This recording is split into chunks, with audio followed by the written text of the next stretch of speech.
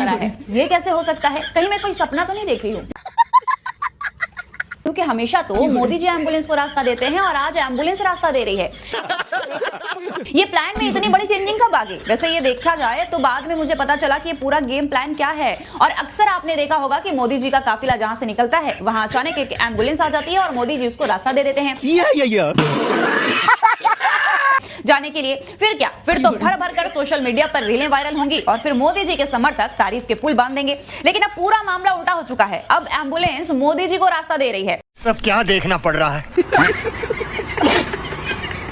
इसका मतलब साफ है कि आप दिखावे के लिए एम्बुलेंस को रास्ता देते हैं जिसमें कोई मरीज ही नहीं होता। लेकिन जिस एम्बुलेंस में असल में मरीज है उसको रोक दिया जा रहा है। वाह मोदी जी वाह। कभी कभी तो दिल करता है कि आप पर एक पूरी किताब लिख दूं, लेकिन फिर सोचती हूँ कि एक किताब में इतनी सारी गालियां अच्छी नहीं लगेंगी। तुम मुझे खून दो मैं तुम्हें आजादी दूंगा, किसने कहा था? मोदी जी। तो आपने दिया खून? नहीं। तुम मुझे खून दो मैं तुम्हें आजादी दूंगा, किसने कहा था? फौजी जो है अब वो नहीं लोग खून दे सकते हैं, जान दे सकते हैं। तुम मुझे खून दो मैं तुम्हें आजादी दूंगा, किसने कहा था? मायावती बहन ने कहा था। जैसा कि आप लोगों ने शुरुआत में देखा कि मोदी जी का काफिला जा रहा था तो एम्बुलेंस उनको रास्ता दे रही थी। आप लोगों ने अक्सर देखा होगा कि जब भी चुनाव आता है तो मोदी जी यूं बगल से एम्बुलेंस को रास्ता देते हैं, दिखाते हैं देश को कि देखो कि हम एम्बुलेंस को रास्ता दे रहे हैं। और अभी तो चुनाव नहीं है ना, इसीलिए मोदी जी एम्बुलेंस को खड़ा करके खुद निकल जा रहे हैं साइड से, क्योंकि अभी चुनाव नहीं है। इसीलिए अगर चुनाव होता तो वही देखते, यूं बगल से रास्ता देते, ऐसा दिखाते कि इनके दिल में बहुत हमदर्दी है। खैर, इस पूरे मुद्दे पर आप लोगों का क्या कहना है हमें कमेंट बॉक्स में ज़रूर बताइएगा। और ये वीडियो केवल एंटरटेनमेंट के पर्पज़ से बनाई गई है। इस वीडियो से किसी के भी दिल को ठेस पहुंचाना नहीं है। अगर आप लोगों को ऐसा लगता है तो उसके लिए माफ़ी चाहते हैं हम। तो चलिए वीडियो को शुरू करते हैं। राहुल गांधी की प्रॉब्लम क्या है? क्या प्रॉब्लम है राहुल गांधी की? स्वतंत्रता दिवस से इतनी नफरत क्यों राहुल गांधी? निकल यहाँ से, निकल! नहीं गए, उनकी मर्जी, उनको मन नहीं होगा, पौधे आया होगा। अब हगने मुतने बोल के जाए।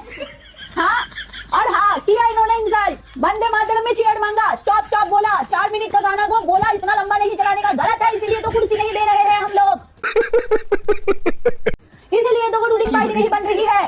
पर तुम्हारे अब्बू तो रूलिंग पार्टी में है। हाँ मर्यादा पुरुषोत्तम, उन्होंने क्यों ये सब किया? अपमान। और ये तुम्हारे वानर सेना सो रही है, सो रही है वानर सेना सो रही है। चलो एक सवाल को अलग अलग तरीके से पूछ लिया, जवाब दो। योग गुरु का नवा बाबा का कहना है कि हमारे देश का हिंदू मुस्लिम नहीं बचपन, अखंडता और संप्रभुता खतरे में। अच्छा कैसे बाबा, सफेद का नीमक चाट लिए हैं का कि ऑल बॉल बक रहे हैं? रिंकिया के पापा दिमागी तौर से अपंग हो गए हैं, कुछ भी बोलने लगे हैं। ऐसा लग रहा है किसी सपने की दुनिया में जी रहे हैं जहां मोदी जी ही सब कुछ है और कोई कुछ भी नहीं है। दरअसल अब मनोज तिवारी ने विपक्ष को दिमागी नक्सली करार दिया है। उन्होंने एक इंटरव्यू में बोला कि ये विपक्ष वाले दिमागी नक्सली से कम नहीं हैं, जिन्होंने सदन एक दिन भी चलने नहीं दिया। और जब चला तो राहुल गांधी गाली देने लगे। मतलब कुछ भी बोले जा रहे हैं मनोज तिवारी, जिसका कोई सेंस नहीं बनता है। पता नहीं कहां से इन्होंने राहुल गांधी को गाली देते हुए सुन लिया। असल में बात यह है कि मनोज तिवारी, कंगना रनौत और रवि किशन, ये तीनों अब ऐसे नेता बन चुके हैं जिन्हें शायद ही कोई सीरियसली लेता हो। बात तो सही है। तीनों ही जब जो मन में आए बोल देते हैं, कोई जिम्मेदारी नहीं, कोई मर्यादा नहीं। बेशर्मो, शर्म करो शर्म। ओह शिट, दुग्गल साहब ने तो एम्बुलेंस रोक दिया। लग रहा है स्क्रिप्ट में नहीं है, लग रहा है दुग्गल साहब के यहाँ पे चुनाव नहीं है। तभी तो दुग्गल साहब जब चुनाव रहता है तो यूं बगल से एम्बुलेंस जाती है।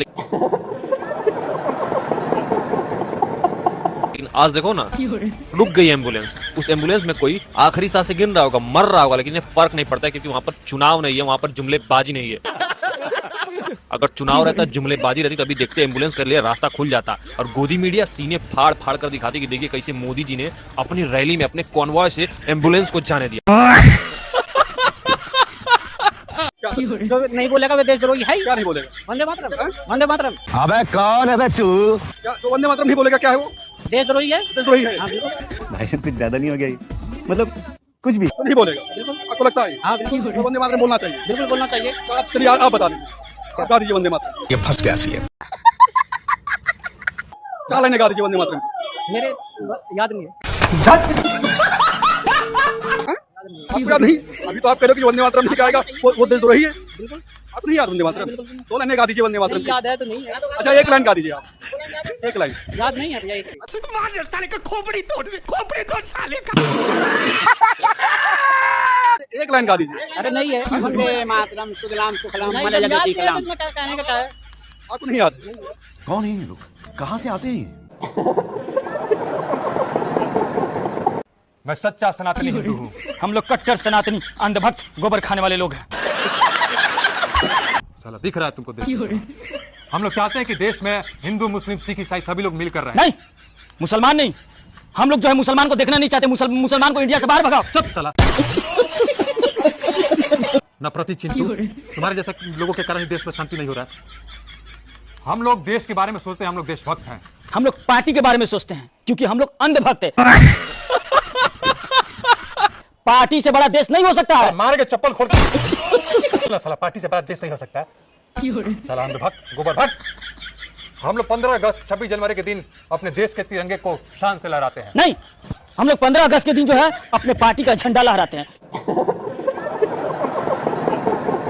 क्योंकि पार्टी से बड़ा देश नहीं हो सकता है। तुमसे बड़ा साला गोबर भक्त अंधभक्त कोई नहीं हो सकता साला। हमें बहुत दुख हुआ कि हमारे मंदिर में चंदा चोरी किया गया। हमको कोई दुख नहीं हुआ क्योंकि हमारा आदमी है, चोरी कर सकता है। कुछ शर्म आया है। अच्छा तो कहाँ दुख हुआ तुमको?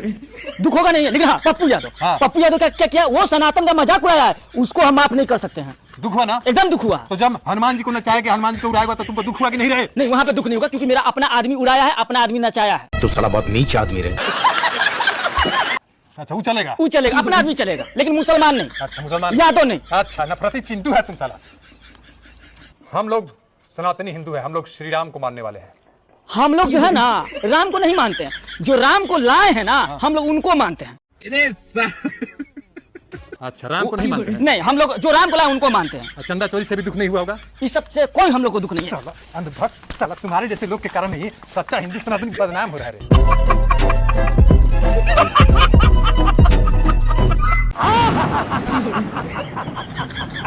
मैं लंकापति रावण दशानन रावण। आप यहाँ क्यों आए हो?